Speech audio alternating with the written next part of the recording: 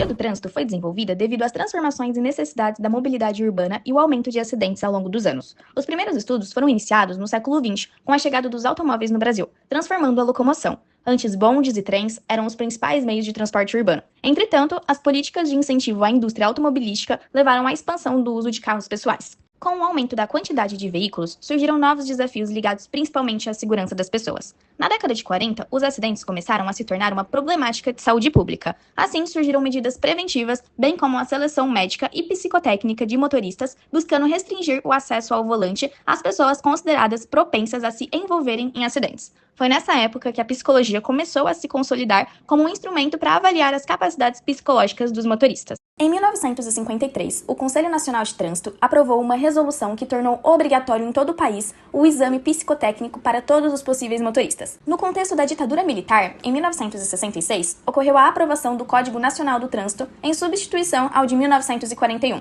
O novo código impõe com mais força a obrigatoriedade da introdução de exames psicológicos para a obtenção da carteira de habilitação em todos os estados brasileiros. Houve também a criação do Conselho Federal de Psicologia e dos Conselhos Regionais de Psicologia. Apesar das variações na participação e no apoio ao longo dos anos, esses órgãos sempre tiveram um papel fundamental no incentivo à luta e ao desenvolvimento da psicologia do trânsito no Brasil. Eles atuam principalmente na definição de questões legais e na fiscalização da ética na avaliação psicológica de condutores. Outro marco importante foi a figura do professor e pesquisador Rosenstraten. Para Hoffman, esse pesquisador é um marco na história da psicologia do trânsito. Possivelmente seria mais acertado dizer que o anterior a ele havia uma psicotécnica aplicada, e a partir de sua atuação e desenvolvimento científico, de fato se pode falar de uma psicologia do trânsito e da segurança viária no Brasil. O Código de Trânsito Brasileiro foi aprovado em 1997, proporcionando um grande debate nacional sobre questões ligadas à circulação humana. Foi um marco importante para os psicólogos repensarem seu papel frente às decorrências sociais e técnicas. Os dados alarmantes sobre acidentes, eventos estressantes e os transtornos socioeconômicos e psicológicos relacionados ao trânsito brasileiro são fatores que vêm motivando a inserção da psicologia no debate sobre essas políticas públicas. Temos também maior desenvolvimento das universidades no que diz respeito ao ensino, pesquisa e extensão na área do comportamento humano no trânsito. A gente também tem mais envolvimento do Conselho Federal e Regional de Psicologia quando se discute sobre a responsabilidade social da psicologia e dos psicólogos em relação às questões do trânsito, especialmente aquelas ligadas à política de planejamento urbano, meio ambiente, saúde e educação, contribuindo para uma melhora contínua da qualidade da intervenção do profissional e do psicólogo especialista em trânsito.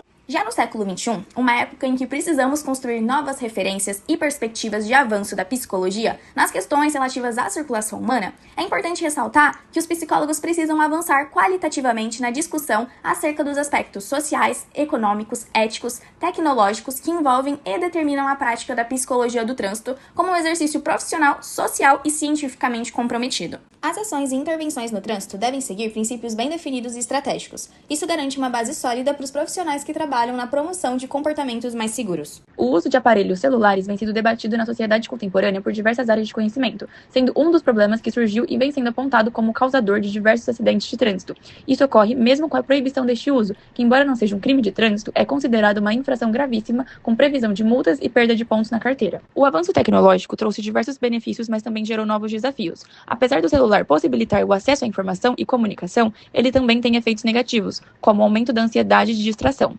O aumento dos acidentes de trânsito relacionados a essa prática é alarmante, gerando preocupações tanto no Brasil quanto em outros países. Dados da Organização Mundial da Saúde indicam que os acidentes de trânsito são responsáveis por mais de 1,2 milhão de mortes anuais, e jovens entre 15 e 29 anos são as principais vítimas. No Brasil, a taxa de mortalidade é alta, com cerca de 21 óbitos por 100 mil habitantes, acima da média global. No Brasil, o uso do celular ao volante é responsável pela terceira maior causa de mortes no trânsito, ficando atrás apenas do uso de álcool e da velocidade excessiva. De acordo com a Associação Brasileira de Medicina de Tráfego, Abramet, cerca de 150 pessoas morrem por dia devido ao uso indevido de celulares ao dirigir, totalizando quase 54 mil mortes anuais. Estudos relacionados pela entidade mostraram que a distração causada pela utilização do celular pode aumentar significativamente o risco de acidentes. Pesquisas também demonstram como o uso do celular prejudica a atenção e o desempenho do motorista. O especialista em trânsito Eli Sage destaca que o problema não é apenas ter uma mão no volante, mas a divisão da atenção entre a estrada e o conteúdo da conversa. A distração também afeta o tempo de respostas a situações imprevistas, tornando mais difícil reagir rapidamente a obstáculos e aumentando o risco de colisões. Além disso, a visão periférica fica comprometida, o que dificulta perceber o ambiente ao redor e outros veículos. Portanto, o uso de celulares ao volante não é só uma infração de trânsito, mas também um risco significativo à segurança no trânsito, com efeitos prejudiciais que precisam ser combatidos. Algumas possíveis soluções para a problemática do uso de celulares seriam campanhas de conscientização para educar motoristas sobre os riscos, baseadas na psicologia social, podendo alterar atitudes e criar normas contra o comportamento.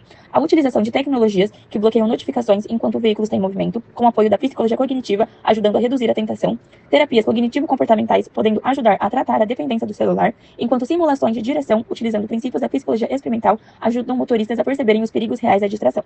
Essas abordagens, juntas, visam promover comportamentos mais seguros e conscientes no trânsito. Além disso, programas de modificação comportamental, simulações de direção para demonstrar os perigos reais e a promoção de alternativas seguras de comunicação, como sistemas de comando por voz, também são estratégias eficazes. Juntas, essas abordagens visam reduzir distrações e aumentar a segurança nas vias.